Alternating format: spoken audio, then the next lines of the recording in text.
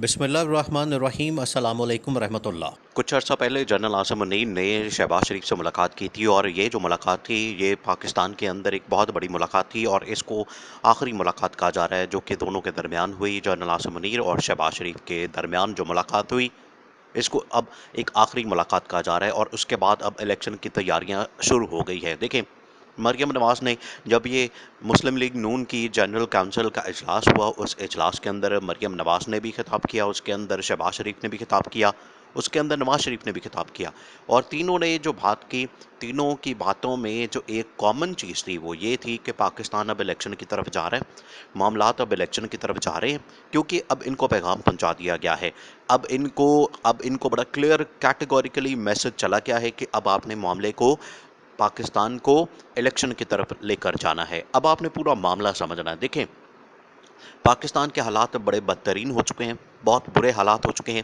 अब जिस तरह से पाकिस्तान के अंदर पिछले पिछले 12 महीने से या 14 महीने से या 1.5 साल से जब से ये हुकूमत आई है, तब से पाकिस्तान के जो हालात हैं वो बड़े बद से बदतर होते जा रहे हैं, बदतरीन हो चुके हैं, जिसकी वजह से जितने पाकिस्तानी प्रोफेशनल हैं, जिनके पास हुनर है, जिनके पास कोई स्किल है, जो पढ़े लिखे क्वालिफाइड लोग हैं, वो तकरीबन कोई 10 लाख पाकिस्तानी पाकिस्तान छोड़ के जा चुका है।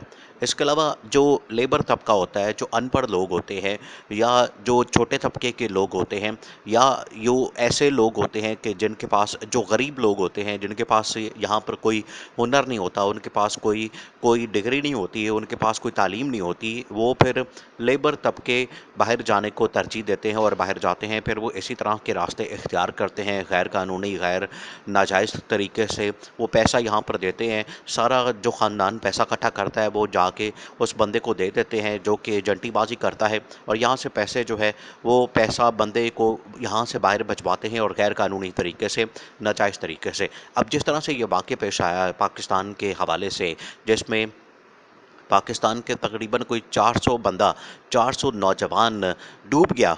कश्ती जब उल्टी यूनान के करीब, वो सारे लोग यूरोप जा रहे थे। अब उसमें इतना ज़्यादा पाकिस्तानी, 400-450 पाकिस्तानी था, वो सारे के सारे डूब गए। अब इसका ज़िम्मेदार कौन है? इसका ज़िम्मेदार हुकूमत वक्त है, इसका ज़िम्मेदार ये पीडीएम हुकूमत है। इन्होंने पाकिस्तान के अंदर हालात इतने ख़राब कर दिए हैं, इन्होंने पाकिस्तान के मामलात इतने ख़राब कर दिए हैं, इन्होंने पाकिस्तान को इस हालत में पहुंचा दिया है कि यहाँ पर गरीब आदमी का, यहाँ पर जो बिल्कुल बिल्कुल मिडिल क्लास से नीचे जो क्लास है उनका अब जीना इन लोगों ने हराम कर दिया, मुश्किल कर दिया। इवन कि जो मिडिल क्लास है उनका, सफ़ेद पोश लोगों का, उनका भी जीना इस कदर हराम कर दिया है कि लोग अब इनको गालियां और बद्दुआएं दे रहे हैं। आप बिजली के बिल, गैस के बिल, पेट्रोल की कीमतें, हर चीज़ के अंदर महंगाई और बेरोज़गारी आसमान पे पहुंची हुई है। इस वजह से इनको ये बड़ा क्लियर मैसेज पहुंचा दिया गया है इस्टेब्लिशमेंट की जानिब से, और इस्टेब्लिशमेंट की जानिब से, जनरल आसिम मुनीर की जानिब से इनको कहा गया है कि आप हुकूमत मत करें, आपसे हुकूमत नहीं चलनी। आपने बजट पेश करना था, आपने आईएमएफ के साथ डील करनी थी, आपने मामला चलाने थे, लेकिन इसमें से कोई भी काम आप नहीं कर सके। अब आपको घर चले जाना चाहिए और मुल्क को इलेक्शन के लिए कॉल करना चाहिए, मुल्क को इलेक्शन की तरफ लेकर जाना चाहिए। अब यहाँ पर इलेक्शन तो होना ही है। इलेक्शन या तो अक्टूबर के अंदर होंगे या सितंबर के अंदर होंगे। ये दो ऐसे महीने हैं जिनमें इलेक्शन होने हैं और इलेक्शन तो मुल्क के अंदर लाजमी करवाने हैं। और ये इमरान खान की सबसे बड़ी डिमांड, अगर ये साल पहले इलेक्शन के लिए मान जाते, अगर ये कुछ अरसा पहले इलेक्शन के लिए मान जाते तो पाकिस्तान इतने ज़्यादा बदतर क्राइसिस के अंदर ना जाता, इस कदर बदतरीन क्राइसिस के अंदर ना जाता। लेकिन इन लोगों ने इलेक्शन नहीं करवाए, इन लोगों ने मुल्क में इंतखाबात नहीं करवाए, इन्होंने अवाम की बात नहीं मानी, अवाम की अदालत के अंदर नहीं गए, जिसकी वजह से पाकिस्तान के हालात आज ये हो गए हैं कि लोग बेचारे गैर कानूनी तरीके से, नाजायज़ तरीके से, कभी समंदर के रास्ते से, कभी पहाड़ों के रास्ते से, कभी जंगलों के रास्ते से मुल्क छोड़ने पर मजबूर होते हैं तो रास्ते में मारे जाते हैं। ये हालत हो गई है और ये इमरान खान इनको चीख चीख के बता रहा है। ये इतना बड़ा पाकिस्तान के अंदर सान्या हुआ है, इतना बड़ा सान्या हुआ है, लेकिन इस हुकूमत को ज़रा भी परवाह नहीं, इस हुकूमत को ज़रा भी फिक्र नहीं और ये टस से मस नहीं हुई। इनको ज़रा भी परवाह नहीं है कि किस तरह से जो आम आदमी है, गरीब आदमी है, उसकी हालत क्या करती है। अब इस हुकूमत को बड़ा क्लियरली, कैटेगोरिकली पैगाम पहुंचा दिया गया है और जनरल आसिम मुनीर की जानिब से, देखिए, अब 3-4 थ्योरियाँ यहाँ पर चल रही हैं कि पाकिस्तान के अंदर अब इलेक्शन करवाने, पाकिस्तान के अंदर इलेक्शन करवाने के लिए अब जो निगरान सेटअप है वो लाने के लिए 4-5 लोगों के हवाले से बात चल रही है कि उनको पाकिस्तान का निगरान वज़ीर-ए-आज़म बनाया जा सकता है। उसमें जो एक नाम सामने आ रहा है वो है मोहसिन बेग का। मोहसिन बेग के बारे में कहा जा रहा है कि उसको निगरान वज़ीर-ए-आज़म बनाया जा सकता है। दूसरा जो नाम सामने आ रहा है वो है गौहर एजाज का। गौहर एजाज जो कि एप्टमा के चेयरमैन रह चुका है, लेक सिटी का मालिक है, इसके अलावा बड़ा अमीर आदमी है, उसकी बड़ी इंडस्ट्रियाँ हैं, सनअतकार है, कारोबारी आदमी है, उसको बनाया जा सकता है। और तीसरा नाम है जो कि नवाज शरीफ का प्रिंसिपल सेक्रेटरी रह चुका है, फवाद हसन फवाद, उसको उसको निगरान वज़ीर आज़म बनाया जा सकता है। लेकिन एक और ऑप्शन है जो कि कहा जा रहा है कि बलूचिस्तान से एक वज़ीर आज़म को लाया जा सकता है, उसको निगरान सेटअप दिया जा सकता है। तो यहाँ पर सिर्फ वफाक के अंदर निगरान सेटअप नहीं आपने कायम करना, वफाक के साथ साथ आपने पंजाब के अंदर, केपी के अंदर, बलूचिस्तान के अंदर, सिंध के अंदर, यहाँ भी आपने निगरान सेटअप कायम करना है। क्योंकि ये जो केपी और पंजाब के अंदर निगरान सेटअप है, अब ये गैर आइनी, गैर कानूनी हो चुका है। अब कि इनकी हैसियत जो है उसके ऊपर सवालिया निशान लग चुका है।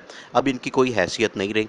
इसी वजह से यहाँ पर भी निगरान सेटअप के हवाले से कुछ ना कुछ करना पड़ेगा, या तो अमेंडमेंट करनी पड़ेगी, तरमीम करनी पड़ेगी, ताकि इनको आइनी और कानूनी हैसियत हासिल हो। फिर उसके बाद बलूचिस्तान में और सिंध के अंदर भी निगरान सेटअप कायम करना पड़ेगा, ताकि वहाँ भी मामलात बेहतर किए जा सकें।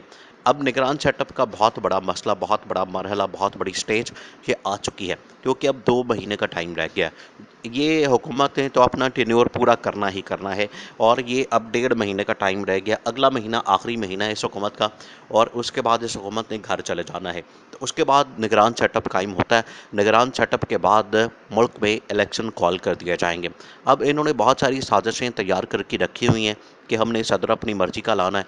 ये सदर अपनी मर्जी का नहीं ला सकते। उसकी वजह ये है कि निगरान सेटअप के अंदर तो वैसे ही नहीं सदारती इंतखाबात हो सकते, क्योंकि असम्बलियाँ डिसॉल्व हो जानी है। तो इसका मतलब कि इलेक्टोरल कॉलेज जो है वो डिसॉल्व हो जाना है, और अगर ये करवाने की कोशिश करते हैं तो अभी करवा नहीं सकते, क्योंकि पंजाब और केपी के अंदर इलेक्टोरल कॉलेज मौजूद नहीं है, जिसकी वजह से ये सदर का इंतखाब नहीं हो सकता। और दूसरा ये कि चीफ जस्टिस को या अपनी अपनी मर्जी का लाना चाहते हैं, अपनी मर्जी का ये चीफ जस्टिस चाहते हैं कि वो आ जाए, ताकि उस वक्त हम इलेक्शन के अंदर जाएं। उतनी देर में नया चीफ जस्टिस आके जो इनका अपनी मर्जी का होगा, वो आके नवाज शरीफ की डिस्क्वालिफिकेशन ख़त्म कर दे, वो जहांगीर तरीन की डिस्क्वालिफिकेशन ख़त्म कर दे, और दोनों जो है पाकिस्तान के अंदर आ जाएं। पाकिस्तान के अंदर दंदनाते हुए चौथी बार वज़ीर आज़म ये नवाज शरीफ को बनाना चाहते हैं।